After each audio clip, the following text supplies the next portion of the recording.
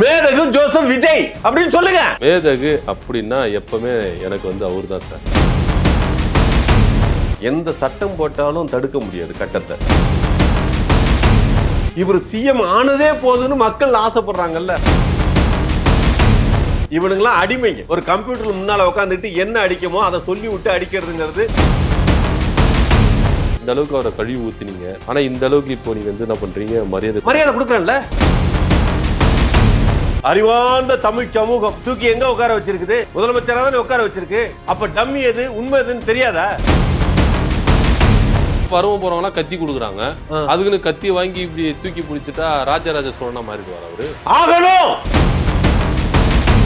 திரிஷா வீட்டுக்கு அரசாங்க பாதுகாப்பு போட்டிருக்காங்க, உங்களுக்கு தெரியுமா?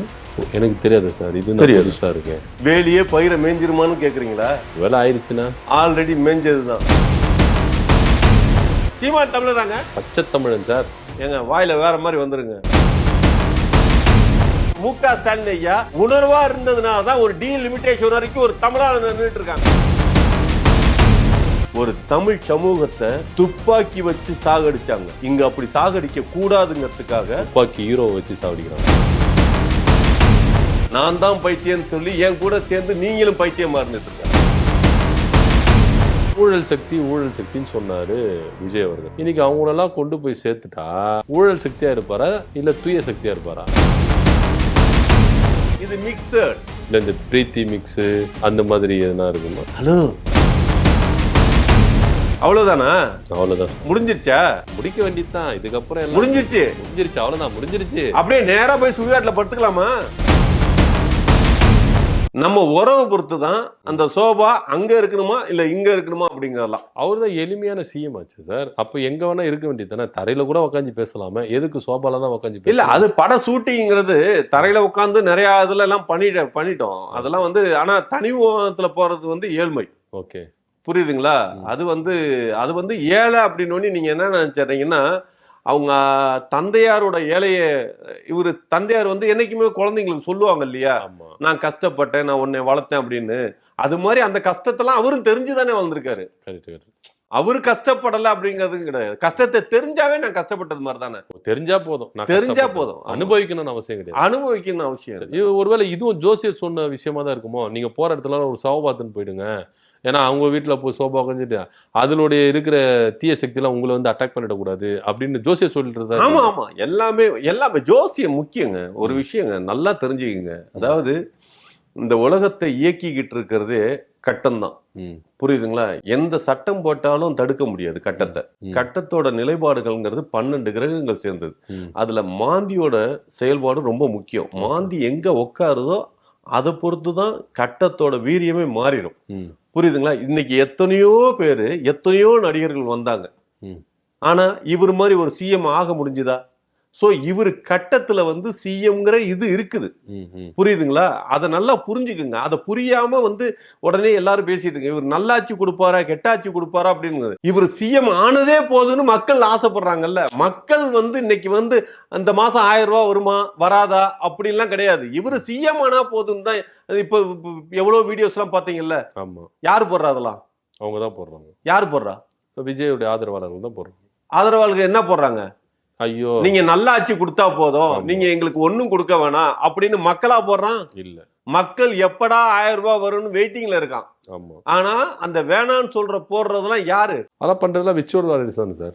அதெல்லாம் பண்றது விர்ச்சுவல் வாரியாரா? ஆமா, இவங்க பெரிய விர்ச்சுவல் வாரியர். ஏங்க வாரியாருக்கு முதல்ல அர்த்தம் தெரியுமா? வாரியர் அப்படின்னா போர் வீரன், போராளிகள், அப்படிதான். இவனுங்கெல்லாம் அடிமைங்க. ஒரு கம்ப்யூட்டர் முன்னால உட்காந்துட்டு என்ன அடிக்குமோ அதை சொல்லி விட்டு அடிக்கிறதுங்கிறது அதெல்லாம் புரியுதுங்களா?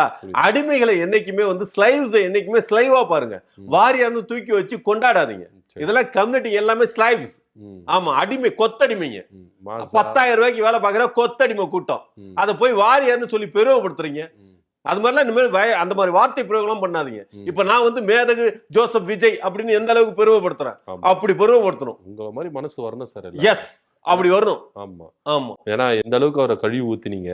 ஆனா இந்த அளவுக்கு இப்போ நீங்க என்ன பண்றீங்க? மரியாதை கொடுக்கறேன்ல. ஆமா, அதானே உண்மை. கரெக்ட். நாட்டோட சிஎம்க்கு மரியாதை கொடுக்குமா கொடுக்கறதா? கொடுக்கணும், கம்பல்சரி கொடுக்கணும். சொல்லுங்க, மேதகு ஜோசப் விஜய் அவர்கள் சொல்லுங்க. நான் சொல்ல. ஆமா, சொல்ல மாட்டீங்களா? பாத்தீங்களா? ஒரு சிஎம்க்கு மரியாதை கொடுக்கறதுக்கு உங்களுக்கு மனசு வரல. சொல்லுங்க, மேதகு ஜோசப் விஜய் அப்படின்னு சொல்லுங்க சார். அது எப்படி சார் என் வாயில சொல்றது? அப்புறம் உங்க வாயால சொல்லாம வேற எந்த வாயில சொல்லுவீங்க சார்? அதுக்கு சொல்ல சார், மேதகு அப்படின்னா எப்பவுமே எனக்கு வந்து அவரு தான் சார். அதோ அப்ப இவர் மேதகு கிடையாதா? இல்ல சார். இல்ல அப்ப இல்ல சார், நான் அந்த இல்லன்னு என்ன அப்புறம் எந்த இல்லன்னா ஒரு சிஎம்க்கு ஒரு தமிழ்நாடு முதலமைச்சருக்கு ஒரு மேதகுன்னு மரியாதை கொடுக்கறதுக்கு உங்களுக்கு மனசு வரல, அப்படிதானே சார்? மேதகு அவர் எங்க இருக்கிறாரு, இவர் எங்க இருக்கிறாரு?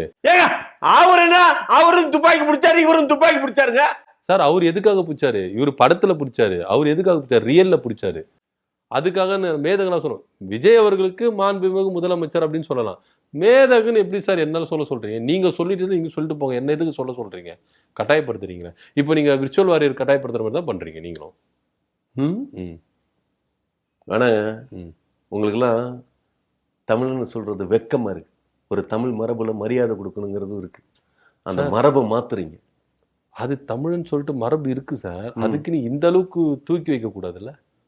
அப்புறம் இன்னைக்கு சிஎம் தூக்கி வச்சிருக்கீங்கல்ல,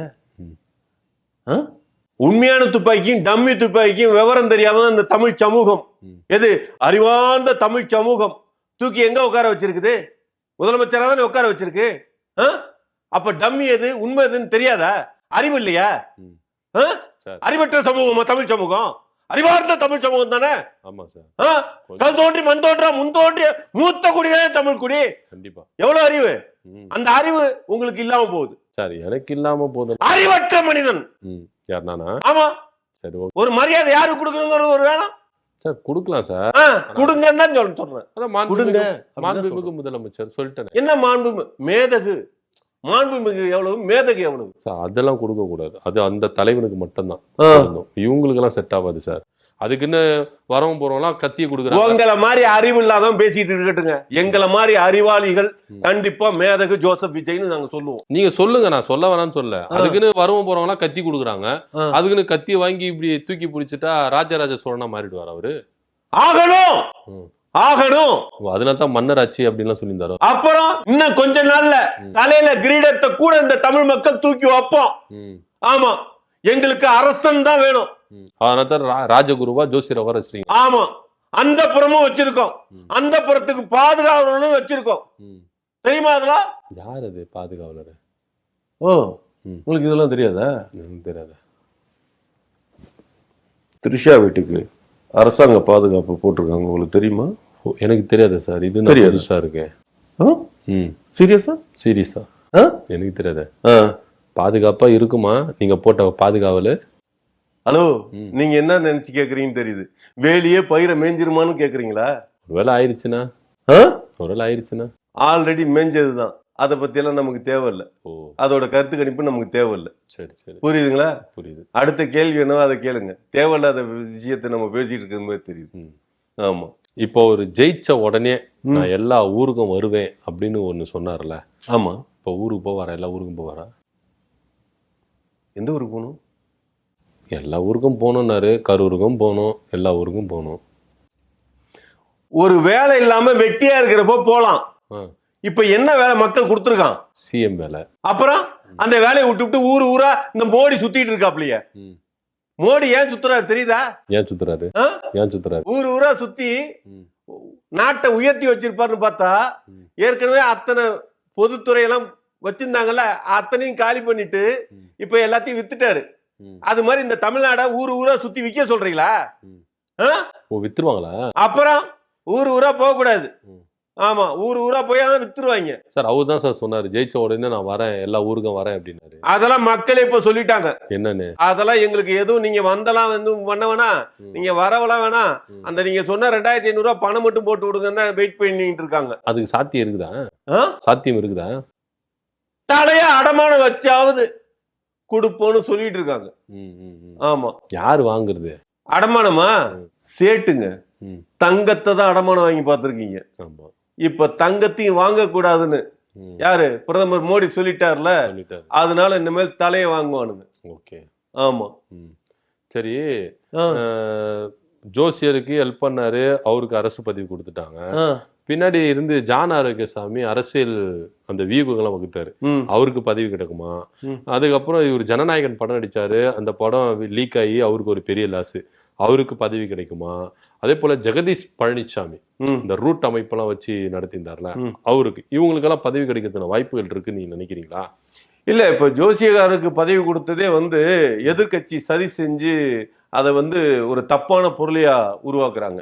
இனிமேல் யாருக்கு எந்த பதவி கிடைச்சாலுமே அதை வெளியில சொல்லக்கூடிய விஷயமா இருக்காது. அது ரகசியமா கொடுப்பீங்களா? ஆமா, எல்லாத்துக்குமே ரகசியமா நாங்க கொடுக்கறதுல அரசாங்கம் கொடுக்குங்க, நான் என்னமோ நானா கொடுக்குறேன். ஆமா, மேதகு ஜோசப் விஜயோட அரசாங்கம் கொடுக்கும் சார். டிரான்ஸ்பரண்டா இருக்கும் கவர்மெண்ட், எந்த ஒரு ஒளிவு மரமும் இருக்காதுன்னு சொன்னாரு. அப்ப இது மட்டும் ரகசியமா வச்சுப்பாரா? டிரான்ஸ்பரண்ட்னா நல்லா ஒண்ணு தெரிஞ்சுக்கணும், மக்கள் செய்யற விஷயத்தையும் எதிர்கட்சி செய்யற விஷயத்தையும் தான் டிரான்ஸ்பரண்டா மக்களுக்கு காட்டுவோம். புரியுதுங்களா? அரசாங்கம் செய்யறத காட்ட மாட்டோம். அதுக்கு அரசாங்கத்துக்குன்னு ஒரு இது இருக்குதுங்க. புரியுதுங்களா? அரசாங்கம் இன்னைக்கு கூட நம்பிக்கை வாக்கு நடத்துனாங்க. ஏன் கதவெல்லாம் மூடிட்டாங்க? ஏன், எதுக்காக மூடினாங்க? யாரையும் இருந்து வெளியே போயிடக்கூடாது, உள்ள வெளியில இருக்கவும் உள்ள வரக்கூடாது. ஓ, அதுக்குதான் மூடினாங்க. அதுக்குதான் மூடினாங்க. ஓ, நான் கூட என்ன நினைச்சேன்னா ரகசியமா பேசிக்கிறதெல்லாம் வெளியில போயிடக்கூடாதுன்னு மூடிட்டாங்களோன்னு. லைவ் அடிச்சிருக்காரு சார். ஆமா, எனக்கு ஒன்றும் புரியல. எம்ஜிஆர் ஏன் எம்ஜிஆர் ஆனாருன்னா அப்ப லைவ் இல்ல. ஆமா, அதனால அவர் நாத்தம் வெளியில தெரியல. ஆனா இப்ப எல்லாம் தெரியுது, பாத்தீங்களா? கண்டிப்பா தெரிஞ்சிச்சு. கழிவு ஊத்துனாங்க சார். அதான் பிரேமலதா விஜய் நாத்தத்தை எப்படி கழுவி ஊத்துனாலும் போகாது பிள்ளைக்க.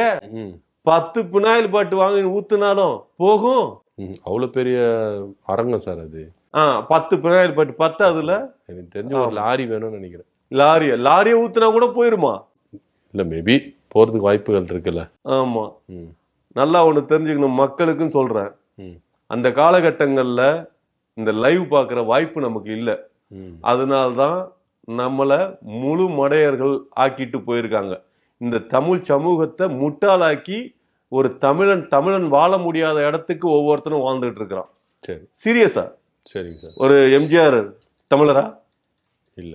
ஜெயலலிதா தமிழரா? இல்ல. கலைஞர் தமிழரா? தமிழின தலைவர் சொல்றாங்க.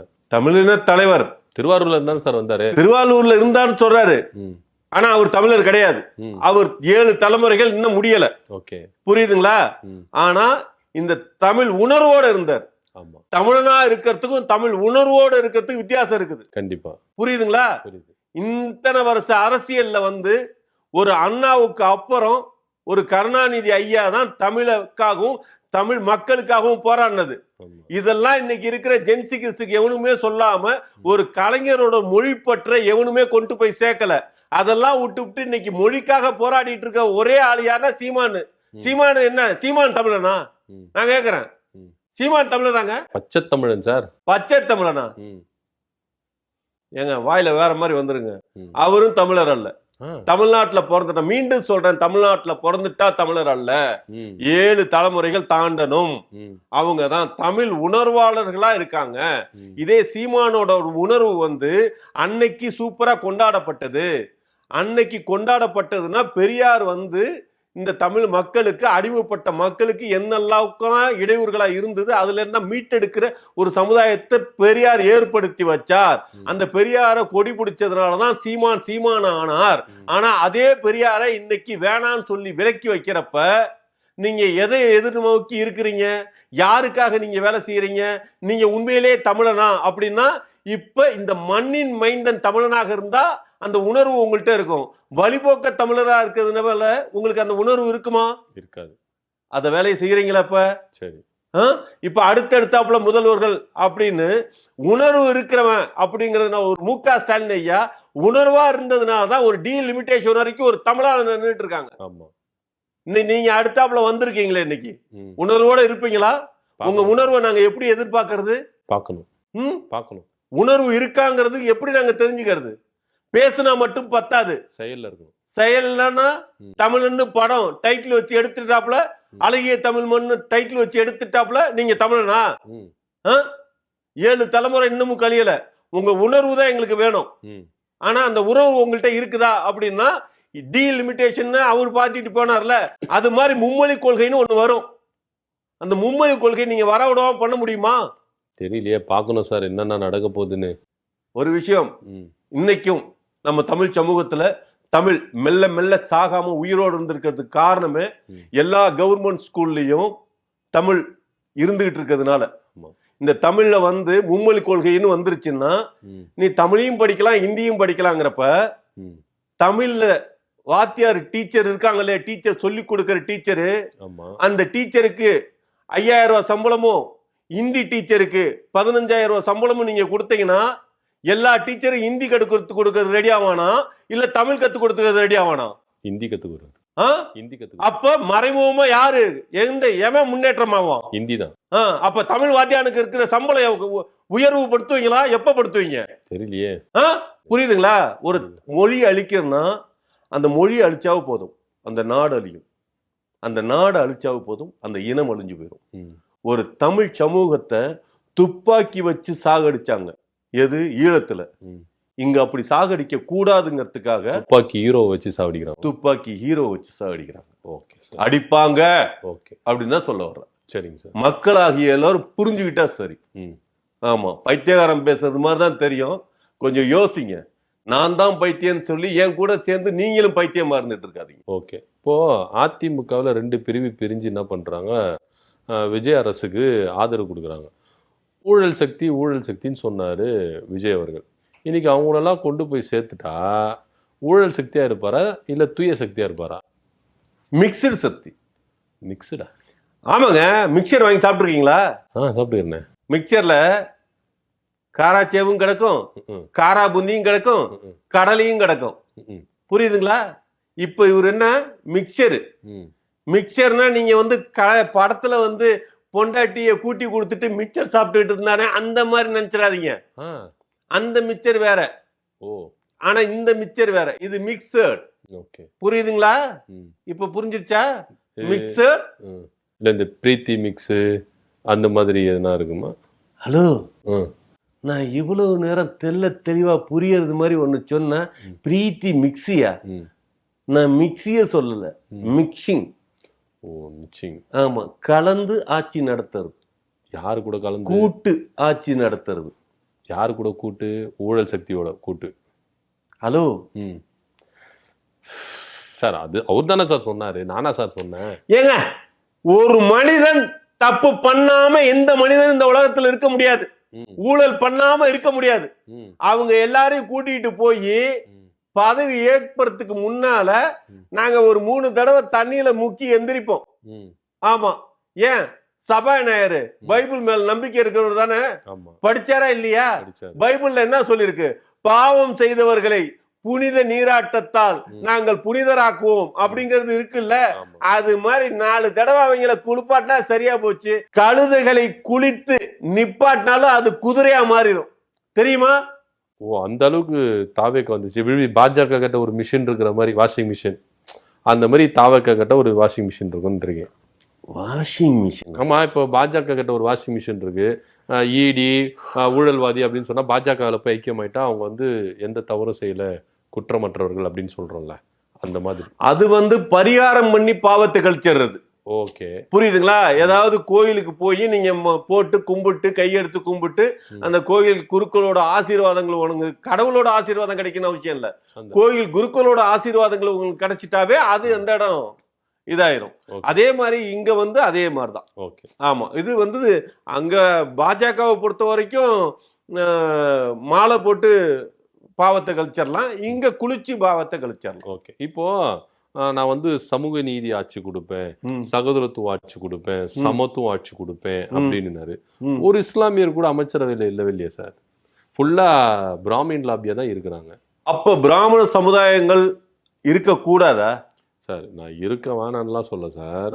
அப்படி இருக்கும் பட்சத்துல அது தமிழ் சமூகத்துக்கு எந்த அளவுக்கு ஹெல்ப்ஃபுல்லா இருக்கும் அப்படின்ற ஒரு கேள்வி இருக்குல்ல. அதை பேஸ் பண்ணி தானே இருக்கலாமா வேண்டாமான்ற முடிவுல வர முடியும். ஏங்க, அது வந்து இப்ப ஹிந்தி படிக்க கூடாதா? நீங்க படிக்க வேணாம்லாம் சொல்லல சார், திணிக்க வேணாம் தானே சொல்றோம். ஹலோ, நல்லா ஒண்ணு தெரிஞ்சுக்கங்க, இந்திய கத்து கொடுக்கறதுக்கு எல்லாமே ரெடி ஆகணும். ஆமா, எல்லாரும் ஹிந்தி தெரிஞ்சுக்கணும். ஆமா, தமிழை மறக்கிறது மறக்காம இருக்கிறது அது உங்களோட செயல்பாடு. ஓகே. நீங்க தமிழர்கள்னா உங்க தமிழர் நீங்க மறந்து போங்க, இல்ல வச்சுக்கோங்க, அது உங்களோட தனிப்பட்ட விஷயம். ஆனா இந்திய பெரும்பான்மையா இந்தியாவுக்கு வந்து நீங்க இந்தியரா இருக்கணும்னா நீங்க இந்தி கத்துக்கணுங்கிறதுக்காக தான் இந்த பிராமணத்தெல்லாம் உள்ளார வச்சு இப்பைக்கு இது பண்றது. சரி, புரியுதுங்களா? புரியுது. ஆமா. ஆனா ஒரு சிறுபான்மையினர் மக்களுக்கு நான் காவலானா இருப்பேன் அப்படின்னு சொன்னாரு. ஒரு இஸ்லாமியரும் ஒரு கிறிஸ்தவரும் கூடவா இல்ல ஒரு எம்எல்ஏக்கள்ல? ஐயோ, உங்களுக்கு ஒரு விஷயங்க, அவங்க எலெக்ஷனுக்கு ஆள் தேடிட்டு இருக்கிறப்ப எந்த சிறுபான்மையாவது போய் நின்னானா? எவனுமே வரமாட்டேன்ட்டாங்க. புரியுதுங்களா? வராதம இருந்துக்கிறப்பதான் நாம ஒரு தெலுங்கு பொண்ணை கூப்பிட்டு, ஒரு ஜோசியக்கார பொண்ணை கூப்பிட்டு, ஒரு இந்திக்காரனை கூப்பிட்டு, அவனுங்கெல்லாம் கூப்பிட்டு போஸ்டிங் கொடுத்தது. எல்லாம் இப்ப வென்றுட்டாங்க, வந்துட்டாங்க. அன்னைக்கு வந்தாங்களா? யாருமே வரல. இன்னைக்கு வந்து முடிச்சதுக்கு அப்புறம் சரி, இந்த ஓட்டு போட்ட அறிவார்ந்த சமூக மக்கள் இருக்காங்களே, இவன் பிராமணன், இவனுக்கு நம்ம ஓட்டு போடக்கூடாது, இந்த பொண்ணு வந்து தெலுங்குக்கார பொண்ணு, இந்த பொண்ணுக்கு நம்ம ஓட்டு போடக்கூடாது, தனித்தனியா பிரிச்சு ஓட்டு போட்டாங்களா? இந்த அறிவார்ந்த சமூக மக்களுக்கு அறிவு இருக்கா இல்லையா? இருந்தது. 234 தொகுதியில் இந்த விஜயும் விஜய் தான் இருப்பாங்க சொன்னாங்க. அதை வச்சுதான் போட்டாங்க. அந்த அறிவு இருந்ததுனால தானே சார் போட்டாங்க. தெரியுது இல்ல எவ்வளவு அறிவார்ந்த சமூகமா இந்த சமூகம் இருந்திருக்குதுன்னு. அப்ப அறிவார்ந்த சமூகம் தேர்ந்தெடுத்த ஒரு எம்எல்ஏ இவங்கெல்லாம் வேஸ்ட் ஆயிருமா? இந்த மந்திரி எல்லாம் வேஸ்டா? அறிவார்ந்த சமூகம் தேர்ந்தெடுத்திருக்குல்ல, அவங்களுக்கு தேவையான தலைவன் இவர்தான் அப்படின்னு சொல்லி இப்ப வரும். இந்த 10ஆம் தேதி 7ஆம் தேதி ஒரு வர வேண்டிய பணம் லேட்டா வரும்னு சொல்லியிருக்காங்க. இந்த 15ஆம் தேதி வரும். 1000 ரூபா இல்ல, 2500 ரூபா வரும். அப்ப இந்த அறிவார்ந்த தமிழ் சமூகம் இருக்க அப்போ ஒரு முடிவு எடுக்கும். சரிங்க சார், பார்க்கலாம் சார் என்ன மாதிரி முடிவு எடுக்கிறாங்க அப்படின்னு சொல்லிட்டு. ரொம்ப நன்றி சார். அவ்வளவுதானா? அவ்வளவுதான் சார். முடிஞ்சிருச்சா? முடிக்க வேண்டியதுதான். இதுக்கப்புறம் எல்லாம் முடிஞ்சிருச்சு. அவ்வளவுதான், முடிஞ்சிருச்சு. அப்படியே நேரா போய் சுடுகாட்டுல படுத்துக்கலாமா? அது எப்படி என் வயல்ல நான் சொல்றது? கிட்டத்தட்ட அப்படிதான் நடக்கும் போல இருக்கு. அப்படியா? நன்றி, வணக்கம். நன்றி, வணக்கம்.